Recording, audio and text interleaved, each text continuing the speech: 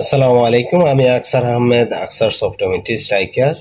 আজ একটা টপিকস নিয়ে কথা বলবো, সেটা হচ্ছে কি, ইদানিং অনেক ছোট ছোট বাচ্চাদের ঈদের উৎসব বা কোনো উৎসব হলে দেখা যায় ছোট ছোট বাচ্চারা টাকা উপহার পেলে ওই টাকা দিয়ে সে একটা গান কিনে, প্লাস্টিকের বা খেলনার বন্দুক কিনে।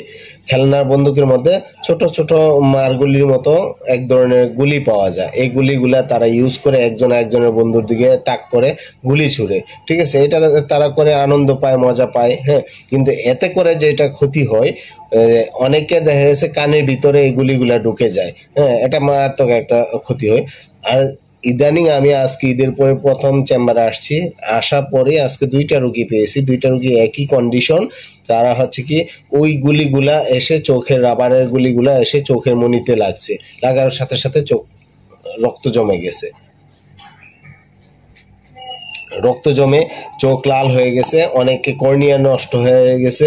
হ্যাঁ, দেখেছি এই ধরনের সমস্যাগুলা যে হচ্ছে আমাদের প্রায়শই এইগুলা পাওয়া যায়। তো সেই ক্ষেত্রে আমাদের যেটা সচেতন থাকতে হবে সেটা হচ্ছে কি, আপনি আমার বাচ্চাদেরকে রাস্তাঘাটে এই ধরনের খেলাধুলা এবং এক ভাই আরেক ভাইয়ের সাথে খেলাধুলা করার ক্ষেত্রে এই বন্দুক গুলা যদিও দেওয়া হয়, তারপর যেন এই গুলিগুলা তাদেরকে না দেওয়া হয়। হ্যাঁ, এগুলা থেকে দূরে রাখতে হবে।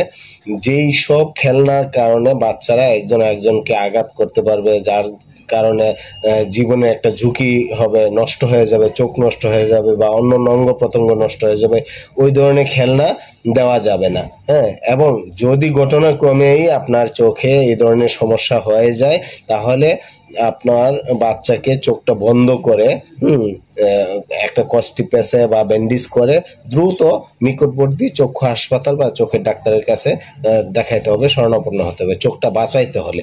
আর যদি দেরি করা হয় তাহলে হতে পারে কর্নিয়া বা চোখের রেটিনা পর্যন্ত নষ্ট হয়ে যেতে পারে। ধন্যবাদ।